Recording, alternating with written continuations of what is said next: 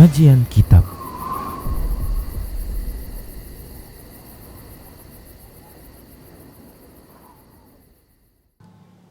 Bismillah, assalamualaikum warahmatullahi wabarakatuh. Innal hamdalillah nahmaduhu wa nasta'inuhu wa nastaghfiruh wa na'udzu billahi min shururi anfusina wa min sayyiati a'malina. Man yahdihillahu fala mudilla lahu wa man yudlilhu fala hadiya lahu. Wa ashhadu an la ilaha illallah wahdahu la syarika lahu. Wa ashhadu anna Muhammadan abduhu wa rasuluhu sallallahu alaihi wasallam. Qala Allah tabaraka wa ta'ala, ya ayyuhalladzina amanu taqullaha haqqa tuqatih wa la tamutunna illa wa antum muslimun. Ya ayyuhan nasu taqu rabbakumul ladzi khalaqakum min nafsin wahidah wa khalaqa minha zawjaha wa bassa minhuma rijalan katsiran wa nisaa'a. Wattaqullaha alladzi tasaaluna bihi wal arham innallaha kana 'alaikum raqiba. Ya ayyuhalladzina amanu taqullaha wa qulu qawlan sadida yuslih lakum a'malakum wa yaghfir lakum dhunubakum wa may yuti'illaha wa rasulahu faqad faza fawzan 'azima. Amma ba'd. Fa inna asdaqal hadits kitabullah wa khairal huda huda Rasulillah sallallahu alaihi wasallam. Wa syarrul umuri muhdatsatuha wa kullu muhdatsatin bid'ah wa kullu bid'atin dhalalah wa kullu dhalalatin finnar. Para pemirsa Rosyad TV dan para pendengar Radio Medan Mengaji di mana saja Anda berada, rahimani wa rahimakumullah. Tak lupa kita senantiasa bersyukur kepada Allah Subhanahu wa taala di dalam kehidupan kita, di mana Allah Subhanahu wa taala telah memberikan semua kebaikan kepada kita, memberikan berbagai kenikmatan kepada para hamba termasuk kita. Pujian dan sanjungan adalah hak Allah Subhanahu wa taala atas kebaikan-kebaikannya. Dan itu merupakan bentuk kesyukuran seorang hamba yang ingin menyempurnakan status penghambaan dirinya kepada Allah Subhanahu wa taala. Allah tabaraka wa taala berfirman, "Washkuru lillahi in kuntum iyyahu ta'budun." Bersyukurlah kepada Allah jikalau kalian benar-benar beribadah kepadanya. Kemudian selawat serta salam tak lupa kita ucapkan untuk nabinya Muhammad sallallahu alaihi wasallam. Semoga Allah Subhanahu wa taala mematrikan taufiknya di dalam diri kita agar kita senantiasa taat kepada Allah dan Rasulnya. Baik para hamba Allah rahimani wa rahimakumullah, kita lanjutkan pembahasan kitab Minhajul Muslim masih dalam bab akidah, dan kita akan meneruskan pembahasan tentang keimanan terhadap para sahabat.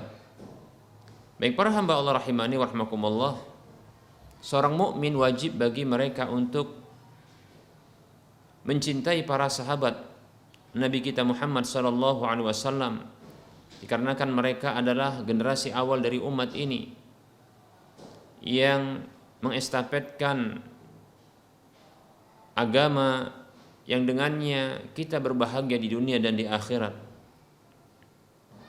Kita mencintai mereka karena Allah Subhanahu wa taala dan Rasulnya mencintai mereka.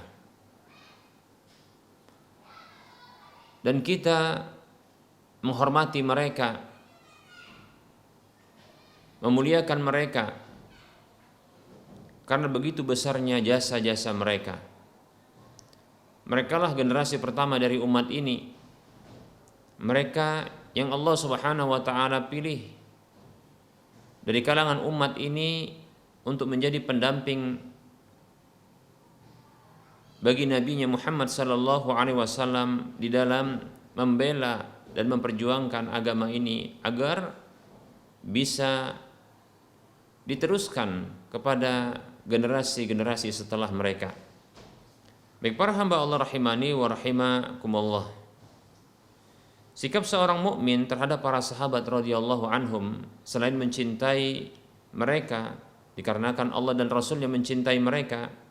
Berikutnya seorang mukmin wajib untuk mengimani tentang keafdolan mereka, keutamaan mereka di atas seluruh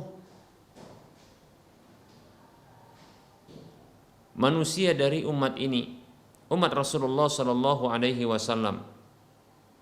Bahkan mereka lah wali-wali Allah Subhanahu Wa Taala.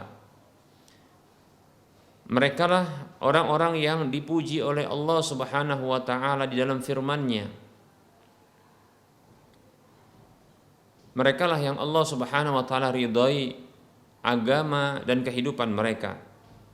Allah Tabaraka wa Ta'ala berfirman dalam surah At-Taubah ayat 100, A'udzu billahi minasyaitonir rajim.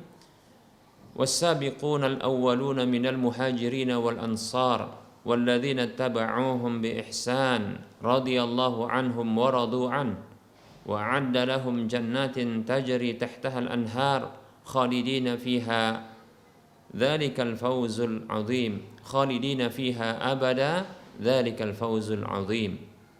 Allah berfirman yang artinya orang-orang yang mula-mula lagi pertama, yaitu generasi pertama dari kalangan muhajirin dan al-ansar. Ini adalah sebutan untuk para sahabat radhiyallahu anhum ajma'in yang mereka berhijrah kepada Rasulullah sallallahu alaihi wasallam ke Madinah untuk bisa beriman dan mengamalkan keimanan mereka. Demikian pula Al-Ansar, yaitu orang-orang yang menjadi penduduk asli dari Madinah yang membantu sahabat-sahabat muhajirin sekaligus membantu dan menolong Rasulullah, membela Rasulullah sallallahu alaihi wasallam, berjuang bersama dengan Rasulullah sallallahu alaihi wasallam untuk memenangkan agama ini dengan izin Allah Subhanahu wa taala. Orang-orang yang mula-mula lagi pertama dari kalangan muhajirin dan al-ansar dan orang-orang yang mengikuti mereka dengan baik, radhiyallahu anhum wa radu'an. Allah ridha kepada mereka dan mereka ridha kepada Allah.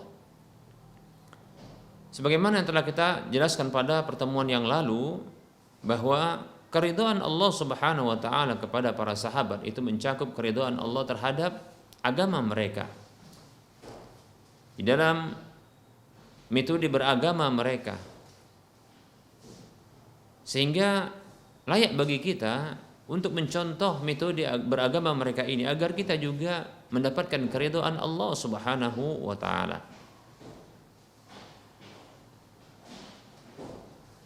Lebih-lebih Rasulullah sallallahu alaihi wasallam pernah bersabda, khairun nasi qarni tsumma alladziina yalunahum tsumma alladziina yalunahum. Hadis riwayat Muslim dan yang lainnya. Manusia terbaik adalah generasiku, yaitu orang-orang yang berada di zaman Nabi sallallahu alaihi wasallam, bertemu dengan Nabi sallallahu alaihi wasallam, beriman dengan apa yang dibawa Nabi sallallahu alaihi wasallam.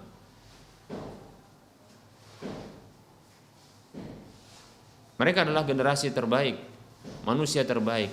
Tsummal ladzina yalunahum, kemudian orang-orang setelah mereka, yaitu para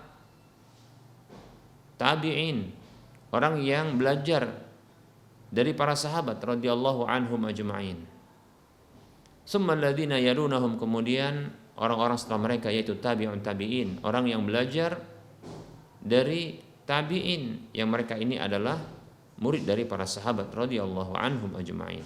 Baik para hamba Allah rahimani wa rahimakumullah. Maka pantas ya seorang mukmin mengambil petunjuk dari petunjuk para sahabat radhiyallahu anhum, mengikuti metode beragama mereka agar mereka mendapatkan keridhaan Allah Subhanahu wa taala, agar mereka mendapatkan keridhaan Allah Subhanahu wa taala. Wa radu'an, dan mereka disifati oleh Allah Subhanahu wa taala juga ridho kepada Allah Subhanahu wa taala. Mereka lah orang yang ridha ya dengan ketetapan Allah, baik itu ketetapan yang bersifat syar'i maupun ketetapan yang bersifat kauni, yaitu takdir. Wa 'adda lahum jannatin tajri tahtaha al-anhar, dan Allah sudah siapkan untuk mereka surga-surga yang mengalir dari bawahnya sungai-sungai. Generasi yang dijanjikan surga. generasi manusia yang direkomendasi oleh Allah Subhanahu wa taala, sekaligus Allah sediakan surga untuk mereka, khalidina fiha abada. Mereka kekal di dalamnya selama-lamanya. Dzalikal fawzul azim, itulah kemenangan yang besar. Baik para hamba Allah rahimani wa rahimakumullah. Berdasarkan ayat ini dan hadis yang telah kita sebutkan, maka wajib bagi kita, bagi setiap muslim yang ingin mendapatkan keridhaan Allah Subhanahu wa taala, untuk mengikuti metode para sahabat radhiyallahu anhum ajma'in di dalam agama mereka, agar kita mendapatkan keridhaan Allah Subhanahu wa taala. Demikian para hamba Allah rahimani wa rahimakumullah. Berikutnya Allah Subhanahu wa taala mewahyukan kepada Rasulullah sallallahu alaihi wasallam untuk mengucapkan hadis yang menunjukkan larangan mencela para sahabat. Dan tentunya celaan ini para hamba Allah rahimani wa rahmakumullah itu kembali kepada Allah Subhanahu wa taala, karena Allah merekomendasi mereka, karena Allah Subhanahu wa taala telah menyatakan keridhaan Allah kepada para sahabat ini. Dan Rasulullah SAW telah berhasil menjadi guru bagi mereka, dan mereka menjadi murid terbaik Rasulullah SAW. Nah, celaan ini maka akan kembali kepada para sahabat. Celaan kepada para sahabat akan kembali kepada Allah dan Rasulnya. Demikian, ya. Oleh karenanya dilarang oleh Nabi kita Muhammad SAW untuk mencela mereka. Bagaimana bisa dibenarkan seseorang yang beriman itu dia mencela orang yang memiliki jasa besar terhadap dirinya, di mana jasanya adalah menyelamatkan dia dari siksaan dan kesengsaraan yang kekal abadi selamanya. Bagaimana dia bisa membenci dan mencela orang yang begitu besar jasanya kepada dirinya? Para sahabat radhiyallahu anhum ajma'in adalah orang-orang yang menjadi pemegang estafet, pemegang tongkat estafet Islam ini pertama sekali. Dan sangat mungkin mereka ini untuk berkhianat kepada Allah dan Rasulnya. Berkhianat kepada Allah karena Allah telah memilih mereka. Berkhianat dengan Rasulullah SAW karena Rasulullah telah mendidik mereka. Yaitu berkhianat untuk memalsukan agama ini. Namun itu tidak mereka lakukan, karena pilihan Allah tidaklah keliru, karena didikan Rasulullah SAW tidaklah keliru. Baik para hamba Allah rahimani wa rahimakumullah. Maka Rasulullah SAW bersabda, la tasubbu ashabi, janganlah kalian mencela sahabat-sahabatku. Lihat, dilarang oleh Nabi SAW untuk mencela para sahabat. Dan seorang mukmin yang kalau jujur keimanannya, maka tentu dia tidak akan mencela para sahabat, baik itu pribadi mereka atau keseluruhan mereka, pribadi individu tertentu. Kebaikan mereka sudah cukup untuk menutup keburukan mereka, andaikan mereka punya keburukan. Dan tentunya manusia itu ada kekurangannya, ada kekeliruannya, ada kesalahannya. Kullu bani Adam khata' wa khairu khata'in tawwabun. Setiap anak Adam itu pelaku kesalahan, dan sebaik-baik orang yang bersalah adalah orang yang bertaubat. Sangat mungkin para sahabat itu melakukan kesalahan, bahkan mungkin terekam dalam riwayat-riwayat tentang kesalahan mereka. Tapi tidak layak seorang mukmin yang memahami begitu besarnya jasa mereka lantas menyebut-nyebut kesalahan. mereka itu. Yang bisa jadi kesalahan mereka itu telah mereka perbaiki dengan taubat kepada Allah, karena mereka adalah orang yang paling bersegera melakukan kebaikan. Para sahabat ini, mereka adalah khairun nas, manusia terbaik. Dan di antara sifat kebaikan adalah bersegera melakukan kebaikan dan bersegera bertaubat ketika bersalah. Demikian. Para sahabatlah contoh terbaik tersebut. Ya, generasi manusia-manusia terbaik. Baik para hamba Allah rahimani wa rahimakumullah. Maka kesalahan mereka tidaklah bisa dibandingkan dengan kebaikan mereka.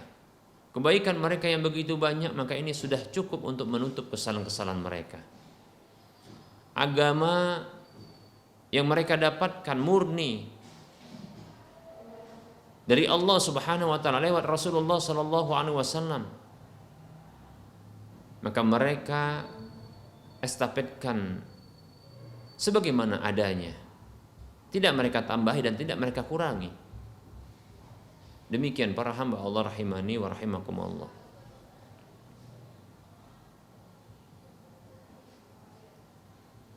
Mereka adalah manusia terbaik. Oleh karenanya tak pantas bagi kita untuk berpaling dari petunjuk mereka. Dan tak pantas bagi umat ini untuk mencela generasi awal dari mereka. Baik para hamba Allah rahimani wa rahimakumullah. Lebih-lebih kebaikan mereka itu disebutkan oleh Nabi sallallahu alaihi wasallam.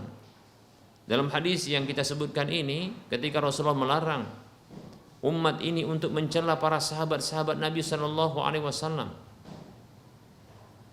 Itu orang-orang yang hidup di zaman Nabi sallallahu alaihi wasallam, beriman kepada Nabi sallallahu alaihi wasallam, bertemu dengan Nabi dan beriman kepada Nabi sallallahu alaihi wasallam dan wafat di atas keimanan tersebut. Dilarang oleh Nabi sallallahu alaihi wasallam untuk mencela mereka. Rasulullah lalu menyebutkan sebahagian dari alasan tersebut. Fa inna ahadakum law anfaqa misla Uhudin zahaban ma balagha mudda ahadihim wala nasifahu. Nah, di sini hadis yang dikeluarkan oleh Imam Abu Daud dengan sanad yang hasan. Kata Nabi sallallahu alaihi wasallam, janganlah kalian cela sahabat-sahabatku. Orang-orang yang hidup di zaman Nabi sallallahu alaihi wasallam, bertemu dengan Nabi lalu beriman kepada Nabi dan wafat di atas keimanan tersebut. Jangan cela para sahabatku. Karena sesungguhnya salah seorang di antara kalian apabila berinfak semisal gunung emas seperti gunung Uhud. Andaikan kalian berinfak emas seperti gunung Uhud, ma balagha mudda ahadihim, maka hal itu, infak sebesar gunung Uhud itu tidaklah menyamai dan tidaklah melampaui, ya, bahkan ma balagha, tidak akan sampai. Masya Allah, bahasanya bukan melampaui, ya, tapi ma balagha, tidak akan sampai mudda ahadihim, satu mud yang mereka infakkan oleh salah seorang di antara mereka, wala nasifahu, bahkan tidak juga setengahnya. Masya Allah. Jadi satu mud makanan atau setengah mudnya dari makanan yang pernah mereka infakkan di jalan Allah Subhanahu wa taala di masa dahulu, maka ini begitu besar pahalanya. Andaikan umat setelah mereka atau orang-orang setelah mereka itu berinfak dengan sebesar gunung Uhud berupa emas, maka ini tak akan sampai. Jangankan sama, sampai saja pun tidak. Masya Allah, luar biasa. Ma balagha, ya, tidak akan sampai, tidak pernah sampai.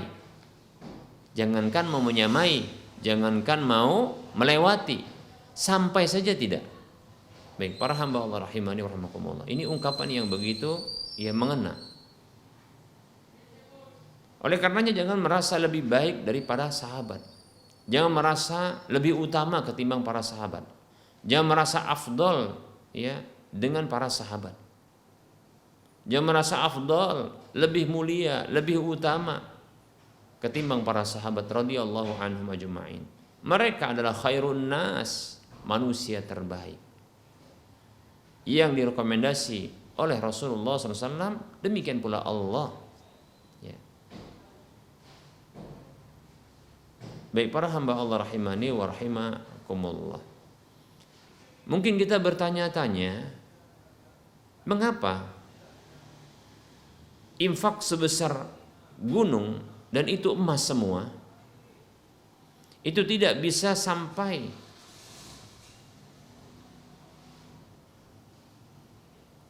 mengimbangi dan menyamai infak berupa makanan, dan itu 1 mud saja.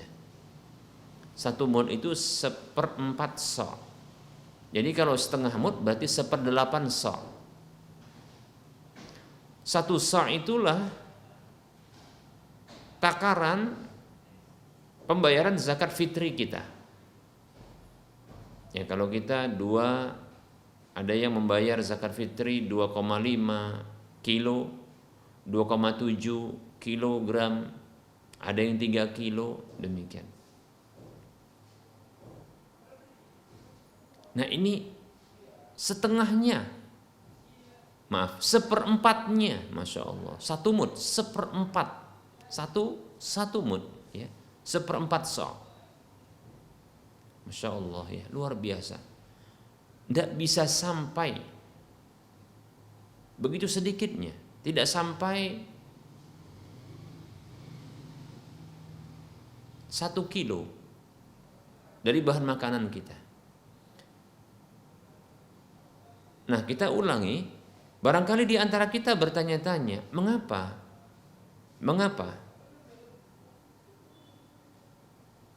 tidak bisa menyamai dan mengimbangi infak mereka itu, walaupun hanya 1 mud saja.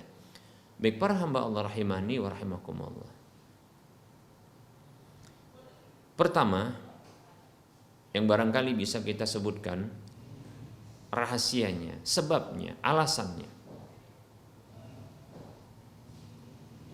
Sesungguhnya pengorbanan mereka, para sahabat dahulu, bersama Nabi SAW itu adalah di awal-awal perjuangan, di mana Islam itu belum lagi tertancap, belum lagi kuat.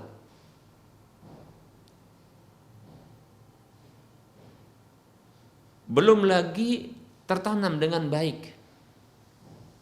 Yang sangat mungkin ini lepas. Ketika itu adalah masa-masa perjuangan.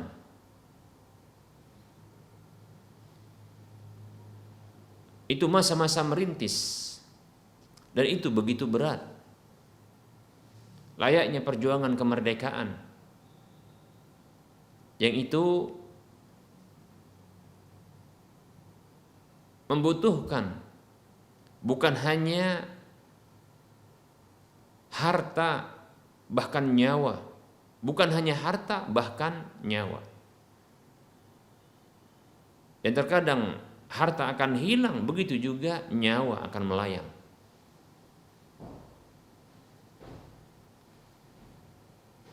Ini masa-masa yang begitu besar, pengorbanan sekecil apapun ketika itu. Adapun orang-orang setelahnya,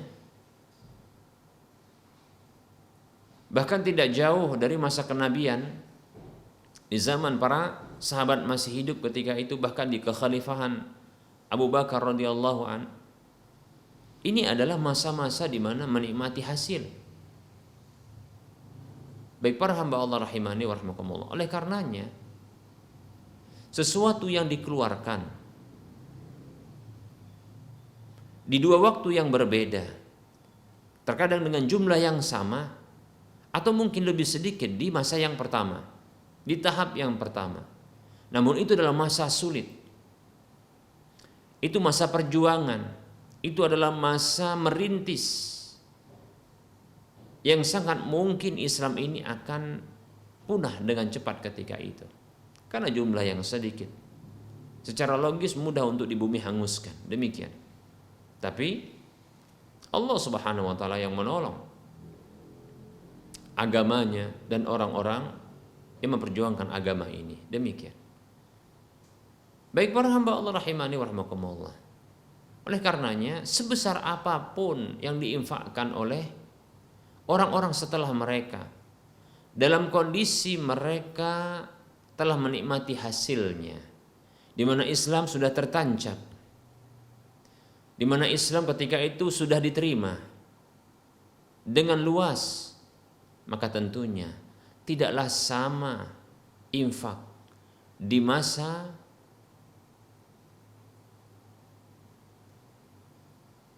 perintisan, demikian pula perjuangan dibandingkan dengan masa kejayaan. Tidaklah sama pahala infak ketika di masa perintisan dan perjuangan dibandingkan dengan di masa kemenangan dan kejayaan. Baik para hamba Allah rahimani wa rahimakumullah. Ini sesuatu yang logis, mudah untuk dipahami dan diterima oleh hati. Baik para hamba Allah rahimani wa rahimakumullah.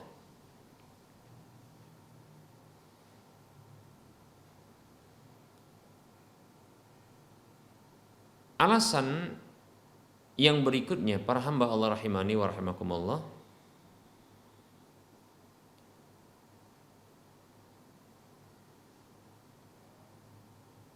masa sulit itu terjadi di masa-masa awal. Kita sebut tadi dengan masa merintis, di mana kita katakan sedikit orang-orang yang kaya ketika itu. Berbeda di masa kejayaan dan kemenangan, banyak orang yang kaya. Dan ketika itu terbuka luas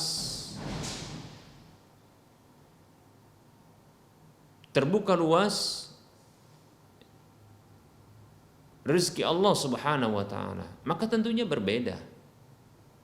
Tentunya berbeda kelapangan rezeki di masa awal ketika merintis tersebut ketimbang di masa setelah mendapatkan kemenangan dan kejayaan. Di sini pula yang membuat perbedaan kualitas pahala ketika berinfak. Dan seterusnya barangkali ada alasan-alasan yang lain yang tidak bisa kita sebutkan. Baik para hamba Allah rahimani wa rahimakumullah. Yang jelas Nabi kita Muhammad sallallahu alaihi wasallam melarang umatnya untuk mencela sahabat Nabi sallallahu alaihi wasallam. Beliau sallallahu alaihi wasallam melarang kita untuk mencela sahabat-sahabat beliau. Sesungguhnya itu menyakiti beliau, bahkan itu menyakiti Allah Subhanahu wa ta'ala. Sangat pantas Nabi kita Muhammad sallallahu alaihi wasallam mengatakan dalam hadis yang pernah kita sampaikan, Allah fi ashabi la tattakhiduhum ghardan ba'di. Ya Allah,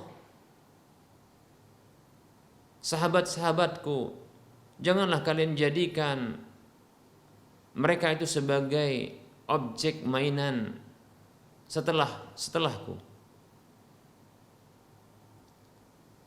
objek candaan setelahku, objek celaan setelahku. Faman ahabbahum fabihubbi ahabbahum, maka siapa saja yang mencintai mereka, maka disebabkan kecintaanku Allah mencintai mereka. Wa man abghadahum fabibughdhi abghadahum, dan siapa saja membenci mereka maka disebabkan kebencianku Allah membenci mereka. Wa man adahum faqad adani, siapa saja yang menyakiti mereka maka sungguh dia telah menyakiti. Wa man adani faqad adallah, Dan siapa saja yang menyakitiku, maka sungguh dia telah menyakiti Allah. Wa man adallaha yushiku an ya'khudahu. Dan siapa saja yang menyakiti Allah, sungguh hampir-hampir saja Allah menyiksanya, memberikan sanksi hukuman kepadanya. Hadis riwayat Tirmidzi dan dihasankan olehnya. Demikian para hamba Allah rahimani wa rahimakumullah. Baik, nah ini ya kembali kita tegaskan, jangan sampai kita mencela para sahabat, menyakiti para sahabat. Sesungguhnya tindakan tersebut itu kembali kepada Rasulullah SAW dan kembali kepada Allah Subhanahu wa taala. Tak pantas seorang muslim, seorang mukmin yang memiliki keimanan dalam dirinya, dia mencela orang-orang yang beriman pertama sekali yang sama dengan dirinya. Tak pantas bagi seorang muslim dia mencela orang-orang yang pertama sekali beriman dari umat ini, dari generasi umat ini. Demikian. Baik para hamba Allah rahimani wa rahimakumullah. Kita cukupkan untuk penyampaian materi. Insyaallah ta'ala kita akan lanjutkan pada waktu mendatang. Dan kita buka sesi soal jawab. Bagi para pemirsa yang ingin berinteraksi dengan bertanya langsung, maka silahkan hubungi nomor layanan kami berikut ini, yaitu di 0822 88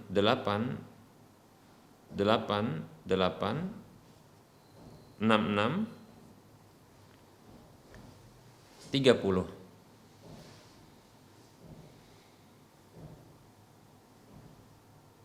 Baik, 0822 88 88 66 30.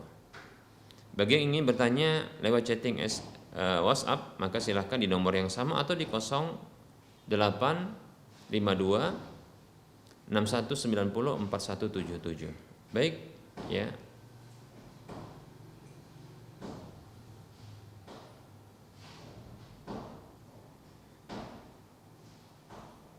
Kita mencoba untuk menjawab pertanyaan yang telah masuk.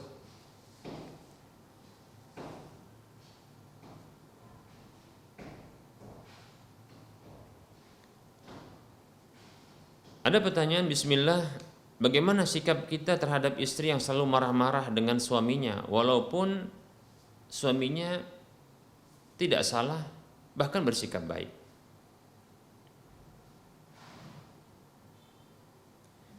Bismillah. Untuk para suami yang mendapatkan kekurangan pada diri istri, pertama sekali ketahuilah Allah Subhanahu wa taala ciptakan manusia itu dalam kondisi dia condong kepada kekurangan, condong kepada kesalahan. Rasulullah SAW bersabda, "Kullu bani Adam khata' wa khairu khata'in tawwabun." Setiap anak Adam itu pelaku kesalahan, dosa. Dan sebaik-baik pelaku dosa adalah orang yang bertobat kepada Allah Subhanahu wa taala. Bisa jadi memang istri kita, para istri dengan kekurangannya dia tak bertobat kepada Allah Subhanahu wa taala. Tidak meminta maaf kepada kita. Maka ketahuilah Allah ciptakan mereka itu memang bengkok.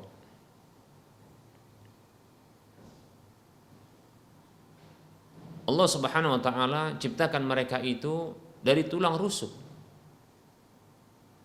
Dan tulang rusuk itu adalah bengkok. Bahkan yang paling atasnya itu yang paling bengkok. Kalau kita paksa untuk meluruskannya, maka itu bisa mematahkannya. Kalau kita biarkan demikian saja, maka dia akan terus dalam kesalahannya. Maka berlaku baiklah kepada mereka dengan cara yang baik pula. Rasulullah Shallallahu Alaihi Wasallam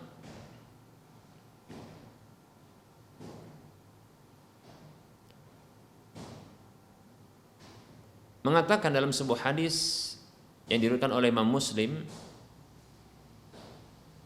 la yafraku mu'minun mu'minatan in kariha minha khuluqan radiya minha akhara. Janganlah ada seorang laki-laki beriman membenci wanita beriman. Maksudnya di sini adalah seorang suami yang memiliki keimanan, janganlah dia membenci istrinya yang juga beriman. In kariha minha khuluqan, apabila dia tak menyukai dari salah satu akhlak karakter dari istrinya tersebut, radiya minha akhara, ia bisa ridho dari akhlak yang lainnya, karakter yang lainnya. Hadis riwayat Muslim. Nabi SAW mengingatkan seorang suami yang punya keimanan untuk tidak membenci istrinya yang beriman. Lalu Rasulullah SAW memberikan satu tips, yaitu kiat agar melihat kelebihan tidak melihat kekurangan, mencari-cari kelebihan yang ada pada istri dan melupakan dan melalaikan atau menyengaja lupa terhadap kekurangannya. Bahkan di antara kelebihan tersebut Rasulullah sebutkan ini dengan bentuk keimanan. Nah, ini ciri orang beriman adalah mampu untuk melihat kelebihan. Dan kelebihan yang dimiliki oleh istri tersebut adalah keimanan itu sendiri. Karena di awal hadis Rasulullah menyatakan demikian, la yafraku mu'minun mu'minatan, janganlah sampai ada seorang laki-laki beriman membenci wanita beriman. Rasulullah tidak menyebutkan janganlah ada seorang suami membenci istrinya. Sangat mungkin Rasulullah mengucapkan itu, tapi Rasulullah ingin menyebutkan dengan bentuk keimanan untuk suami dan istri. Karena memang demikianlah ciri keimanan, yaitu melihat kelebihan, dan di antara kelebihan tersebut adalah keimanan itu. Lihat, lebih-lebih ternyata istri kita, Masya Allah, dengan seabrek kekurangannya. Kita nggak pungkiri bahwasanya wanita itu penuh kekurangan. Rasulullah SAW yang mengabarkan dia bengkok. Sifat asalnya dia bengkok. Maka kita yang lurus ini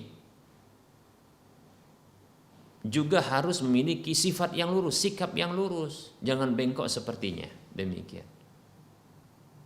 Kalau bahasa orang Medannya, ya, yang waras ngalah gitu loh, ya. Yang waras ngalah.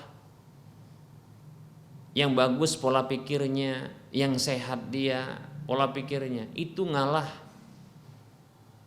Sabar, demikian. Lihat kelebihan, jangan lihat kekurangan.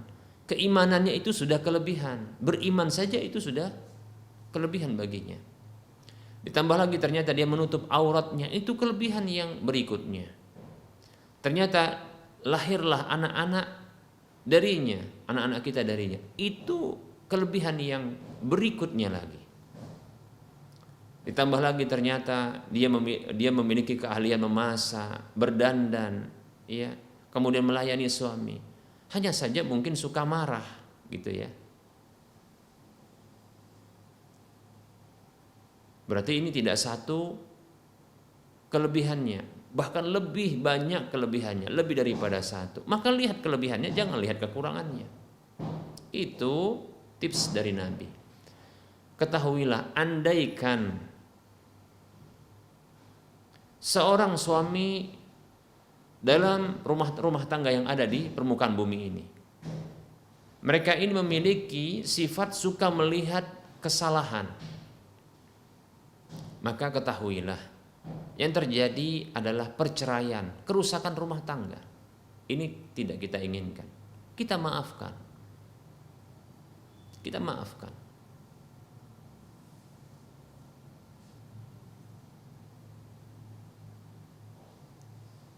Kesalahan mereka kita maafkan.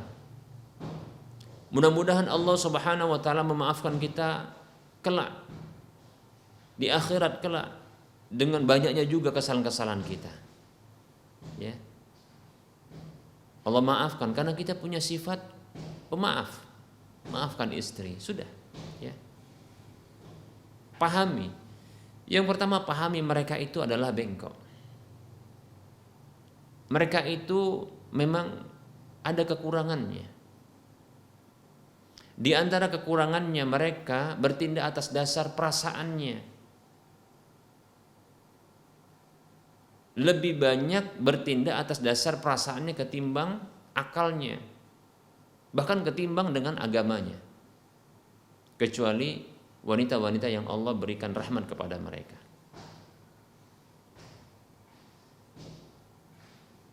Pahami itu. Nah, ketika mendapatkan kekurangan pada diri mereka, maka kita memaklumi. Ini yang pertama. Yang kedua, mungkin berterusan kita mendapatkan kekurangan. Maka yang kedua, tips yang kedua adalah dengan melihat kelebihannya, bukan kekurangan dan kesalahannya. Demikian, seperti itu. Fokus kepada kelebihannya. Demikian. Walaupun seabrek, segudang kesalahan dan kekurangannya. Nah, ini penting ya. Dalam rumah tangga ini yang penting. Terkadang ya, penting untuk kita ketahui. Ada sebagian suami-suami yang mereka itu tak memahaminya. Di awal-awal pernikahan sampai ya hancurnya rumah tangga ini tak juga paham. Tapi alhamdulillah banyak juga ya para suami yang paham ya. Walaupun tanpa diajarkan oleh manusia yang lain, namun Allah ilhamkan kepada dirinya untuk sabar dan melihat kelebihannya. Kalau bahasa orang sekarang pengertian begitu, ya sudahlah, dimaafkan, sabar. Padahal ini metode Nabi Sallallahu Alaihi Wasallam untuk melihat kelebihannya, difahami kekurangannya, kemudian dilihat kelebihannya, seperti itu. Ya, ini sudah cukup ya untuk kita bersabar terhadap kekurangan mereka. Dan tentunya seperti yang kita sebutkan tadi, kita ulangi lagi ya, bahwasanya sifat pemaaf terhadap kesalahan istri ini mudah-mudahan akan dibalas oleh Allah Subhanahu wa taala dengan kemaafan pula. Ya. Kita penuh dosa, kita banyak salah, sangat pantas kita disiksa oleh Allah Subhanahu wa taala. Namun tatkala kita punya sifat pemaaf, maka al-jaza min jinsil amal. Balasan itu berasal dari jenis amalnya. Memaafkan akan dibalas kemaafan. Demikian para hamba Allah rahimani wa rahimakumullah. Lebih-lebih memaafkan itu merupakan sifat orang bertakwa yang dijanjikan surga oleh Allah Subhanahu wa taala. Sebagaimana Allah SWT menyebutkan dalam surah Ali Imran ayat 133 dan 134. Ya. Di ayat yang 134 Allah mengatakan wal afina 'anin nas, dan orang-orang yang memaafkan manusia. Itu sifat orang yang bertakwa yang dijanjikan surga oleh Allah Subhanahu wa taala. Demikian. Selamat, bersabar dan memaafkan kesalahan istri, dan selamat untuk melihat kelebihan istri. Wallahu a'lam.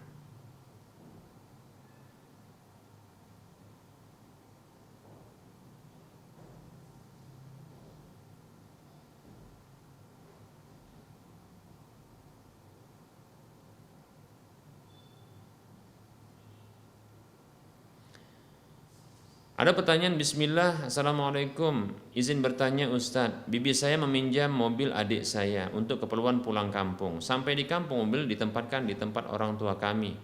Qadarullah, waktu bapak belajar mobil, bapak kecelakaan, nabrak rumah sendiri, mobil rusak juga rumahnya. Adik saya sebagai pemilik mobil, bibi sebagai peminjam mobil, dan bapak yang merusak mobil. Pertanyaannya, apa hukum meminjam barang orang lain? Apakah si peminjam berisiko atau bertanggung jawab jika terjadi kerusakan dengan barang pinjamannya? Misal barang hilang dicuri orang atau rusak karena orang lain, yang itu terjadi bukan karena kelalaiannya. Siapa yang bertanggung jawab dari cerita di atas Ustaz? Mohon pencerahannya Ustaz. Jazakallahu khairan. Waalaikumsalam warahmatullahi wabarakatuh. Wa anta fajazakallahu khairan. Masya Allah ya. Ini ceritanya dari keluarga-keluarga ya. Sesungguhnya orang yang melakukan akad pinjaman ya tidaklah menanggung kerugian atas kerusakannya kecuali apabila atas dasar kelalaian. Hukum asalnya orang yang meminjam itu dia adalah amin, orang yang mendapatkan kepercayaan dan tidak menanggung risiko kerugian. Karena barang itu bukanlah miliknya, kecuali apabila dipersyaratkan di awal.